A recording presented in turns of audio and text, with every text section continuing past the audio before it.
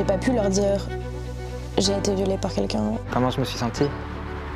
Détruit. Au moment où j'ai porté plainte, donc où j'ai signé ma plainte en septembre, je me suis vraiment pris un mur en pleine figure. Pour les victimes de violences sexuelles, c'est un véritable parcours du combattant. Je trouve ça honteux que les victimes de violences sexuelles ne soient pas accueillies par quelqu'un qui a été formé à ça. Pour les aider, un nouveau centre à Bruxelles, géré par des professionnels. Je trouve que c'est trash ce qu'on vit et ce que les femmes déposent. C'est l'essentiel en fait, c'est de pouvoir montrer à la victime qu'on est là pour elle. Mais le combat ne s'arrête pas là. Pour certaines victimes, il faut avant tout lutter contre la culture du viol. Ah, franchement, si tu repasses encore une fois devant moi, je risque d'avoir envie de te violer. Enfin, je veux dire, une phrase qu'on entend parfois, mais ça ne va plus. Enfin, je veux dire, on en a marre en fait.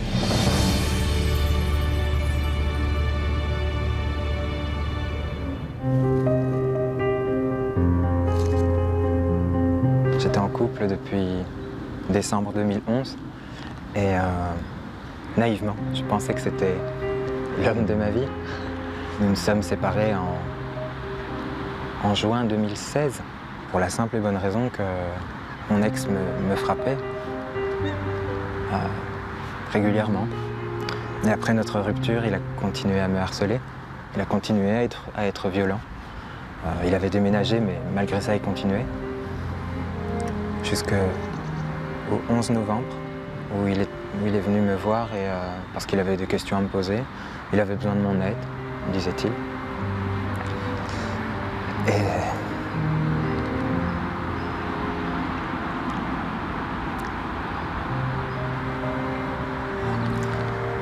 ce jour-là, j'ai eu beau dire non, j'ai pas eu le choix.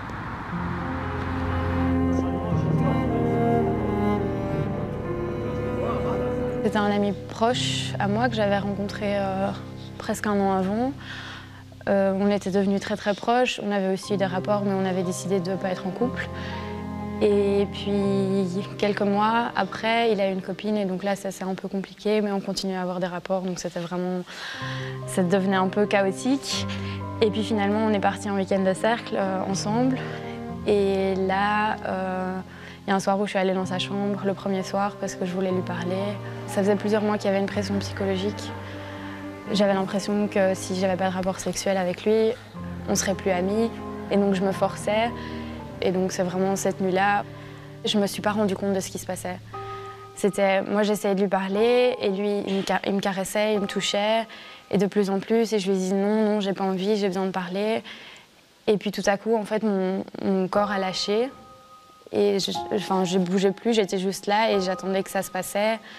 Et je suis vraiment complètement sortie de mon corps. Et donc je regardais la scène de lui sur moi. Et voilà, et puis ça s'est fini et il m'a foutu dehors.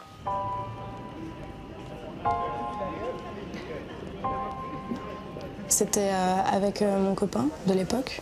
Ça faisait, je pense, 2-3 mois qu'on était ensemble. On venait de s'engueuler. Et je voulais partir pour aller manger avec des amis. Mais j'avais pas envie de partir sur un froid. Et donc, je suis restée un peu et je lui ai demandé qu'on me parle. Et il refusait la conversation. En fait, il l'a vraiment refusé. Il était imbougeable sur le fait qu'il voulait pas parler et qu'il voulait juste passer 15 minutes avec moi à rigoler comme avant et à détendre un peu l'atmosphère. Et puis j'ai compris que détendre l'atmosphère, pour lui, ça signifiait coucher avec moi. Je me souviens de ma réaction qui était vraiment pas une réaction comme on pourrait se l'imaginer dans ce genre de cas. Je me suis un peu réfugiée dans un cynisme dans mon esprit, où j'étais en train d'ironiser sur ma situation, sur le fait que je sois féministe mais que j'arrive pas à aller lui dire non ou à partir de chez lui, ou sur le fait que j'étais une fille forte et que pourtant je pouvais pas changer ce qui était en train de se passer. Je me souviens vraiment bien du début. Après, je me souviens moins de comment ça s'est terminé, de comment j'ai fini par me rhabiller et sortir de son appart.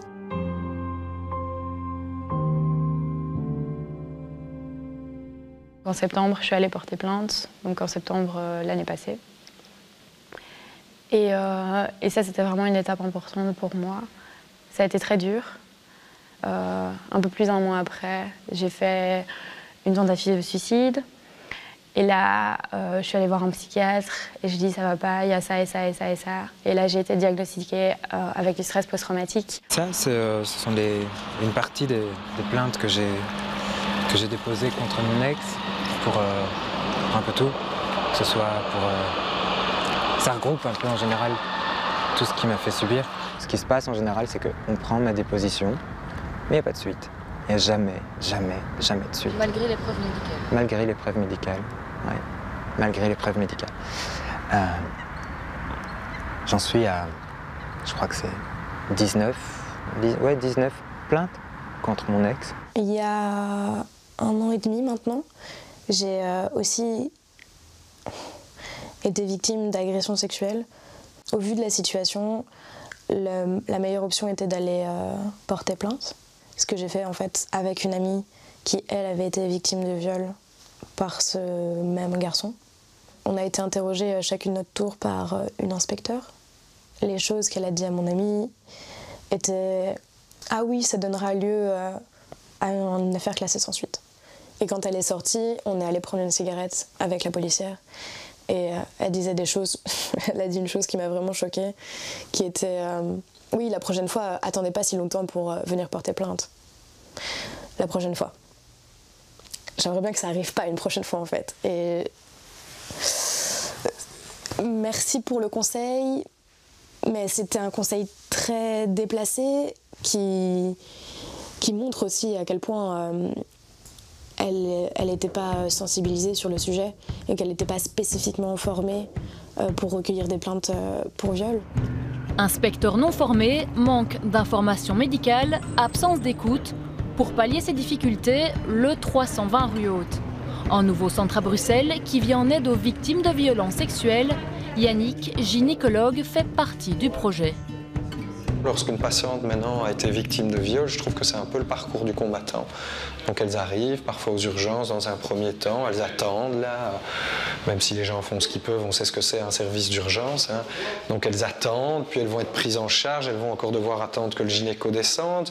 Mais le gynécologue, lui, c'est souvent un jeune gynécologue qui, comme la grande majorité des gynécologues, n'est pas du tout formé. Un projet pilote pour 1 an minimum. En plein travaux, le personnel découvre et se projette dans son futur lieu de travail. Ici, la première pièce, c'est notre bureau à nous, avec, viens, rentre. Avec, voilà, il y aura l'endroit où on pourra faire les prélèvements, etc. Ici, il y a le bureau qui est le bureau des psychologues. Il n'y a rien de médical, il n'y a pas de table de gynéco. Il n'y a pas d'instruments bizarres. On arrive dans un petit salon cosy où il y aura des petits fauteuils qui doivent être mis, juste un petit bureau, mais même sans ordinateur. Ce sera avec un portable. Voilà, un endroit chaleureux pour que quand elles arrivent là, elles n'aient pas déjà une impression de se dire « Waouh, qu'est-ce que je vais encore devoir subir ?» Ici, on aura le coin café pour les patientes. Un autre bureau pour si jamais on a 2 victimes en même temps, qui servira dans un premier temps pour les gynécologues. On peut venir comme ça ici sur le côté. Voilà, ben moi ça m'arrange mieux.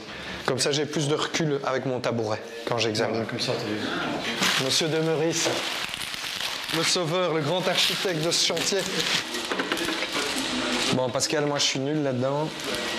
Là on sera en bicycle, ok. Ouais. Je descends.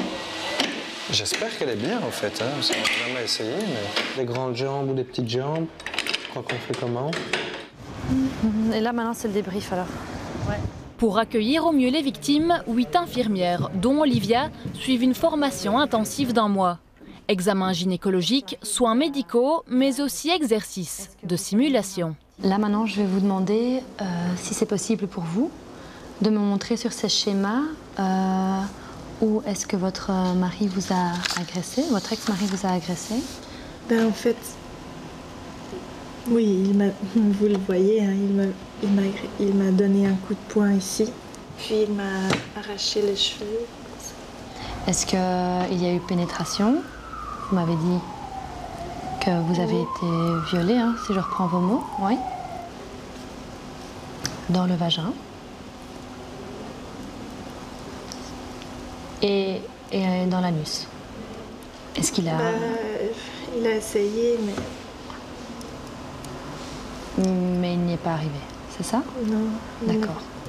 Des psychologues et une trentaine d'inspecteurs volontaires participent aussi à la formation. Vous vous sentez prête à commencer? Avec le même objectif, améliorer la prise en charge, chacun dans leur domaine. Ça s'est bien passé, j'ai pas été trop méchante avec toi. Non, je trouve que tu as fait ça super bien. Mettre à l'aise. Oui, de mettre à l'aise et d'expliquer voilà, ce qui se va se passer. On travaille toujours en binôme, on n'est pas toujours deux femmes. Il peut qu'il y ait un homme et une femme. On travaille toujours par équipe bilingue, donc un néerlandophone, un francophone. Comme ça, on peut s'adapter au rôle linguistique de la victime qui se présente. Et vous êtes en civil toujours? Si la victime doit être ramenée chez elle ou s'il y a des choses à faire avec la victime, c'est toujours en civil, dans un véhicule banalisé. Donc les victimes qui auraient peur d'être accompagnées chez elles par la police parce que ça sera un véhicule de police et qu'on a peur que les voisins ou que la famille soient au courant, voilà, elles ne doivent pas s'inquiéter. Mais à quelques jours de l'ouverture, les travaux ont pris du retard. Olivia fait part à ses collègues de ses appréhensions. Je suis un peu stressée en fait. Je me demande vraiment comment ça va se passer et c'est sûr et certain qu'il va y avoir des couacs au début et donc je me dis oh, ok, il va falloir gérer ça convenablement. Mais voilà. On a vraiment créé des liens durant cette formation, ça a permis vraiment de se connaître parce que finalement on est une petite équipe d'infirmières, on est que 8, mais ça a vraiment permis de créer des liens, c'est vraiment super chouette parce que du coup voilà, on est assez soudés et ça va nous permettre de faire du bon travail en fait finalement, que ce soit en binôme ou en équipe. Ce qu'on fait c'est nettoyage un peu du truc, arrangement du matos dans Tout est emballé sous des plastiques. Non, heureusement, parce qu'aujourd'hui, ça aurait été compliqué d'y avoir accès. Et pour y avoir accès, les ouvriers s'activent sur le chantier.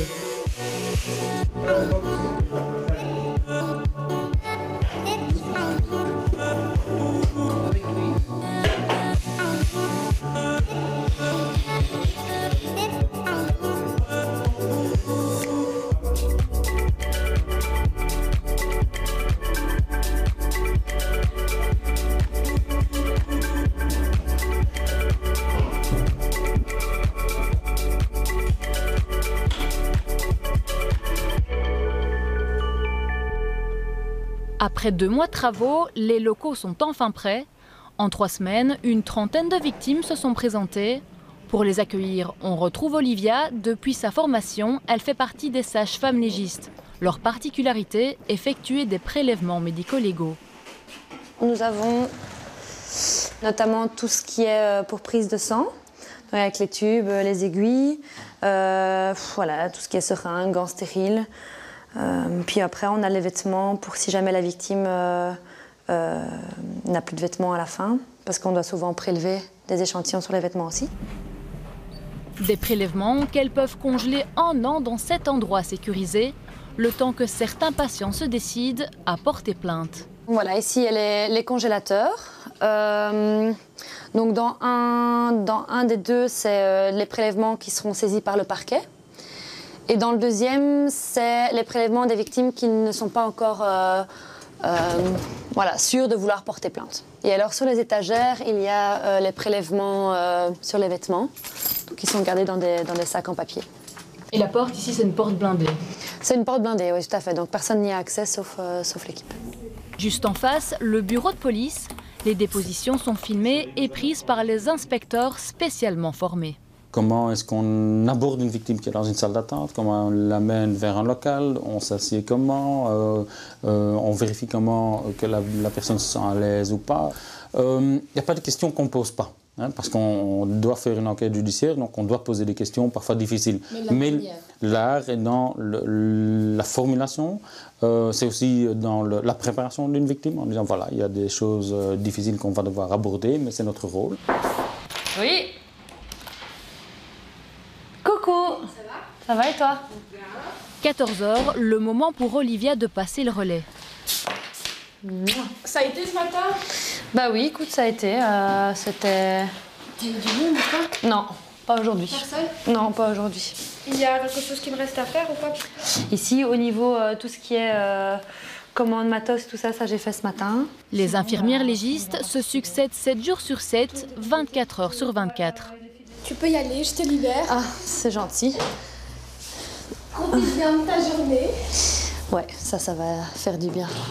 Allez, à demain. Tu fais l'après-midi demain aussi? Ouais. Ok, bisous hein. Bisous.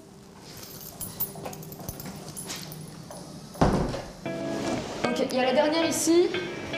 Les meufs, t'en as besoin ou ça va? Je crois, attends, donc je la mets sur la 7e. Ouais, c'est celle avec Yes, it was rape. Ah, j'adore cette phrase. Ouais. Ouais, je pense que c'est une de mes préférées. À l'ULB, ces étudiantes s'investissent à leur manière. Une semaine d'expositions et de conférences pour combattre la culture du viol. Lucille est une des organisatrices.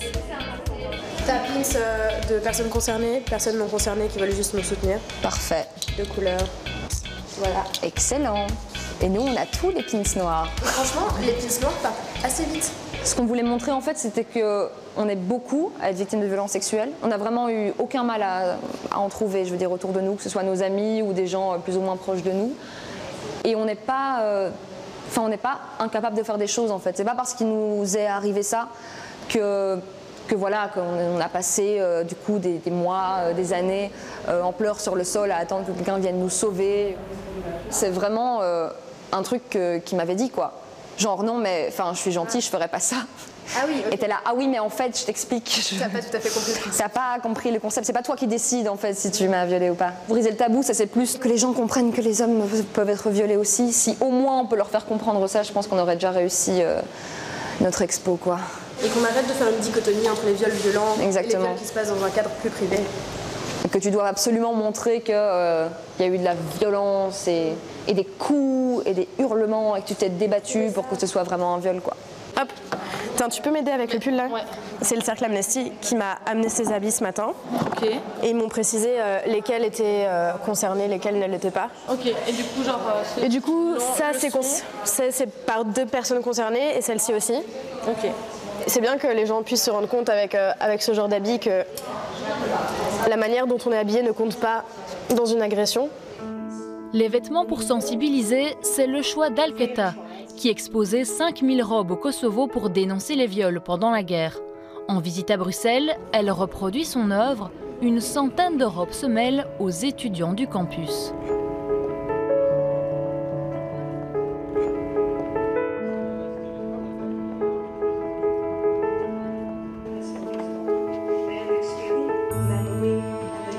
Art today, more than ever, has to raise questions.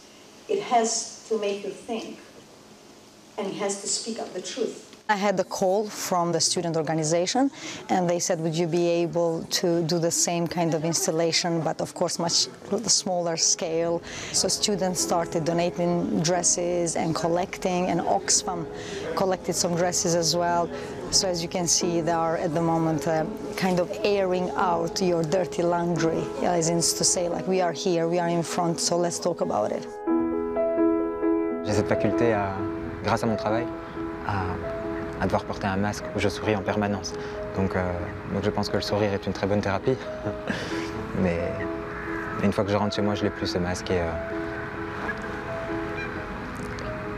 Mais je continue à vivre, c'est déjà pas mal. Il y a une chose qui est vraiment commune à toutes les victimes, je pense, c'est la culpabilité et la honte. Même aujourd'hui, parfois, il y a cette petite voix dans ma tête qui me dit « mais Selma, peut-être que c'est quand même un petit peu de ta faute, peut-être que tu l'as quand même un petit peu cherché. » Et c'est très difficile de la faire taire parce que justement, on est tout le temps baigné dans ce milieu qui culpabilise les victimes. C'est vraiment un message qui me tient à cœur, en fait, d'arrêter la torture psychologique que la victime s'inflige elle-même, qu'il faut sortir de ce cadre-là et qu'il faut commencer à faire changer la honte de camp.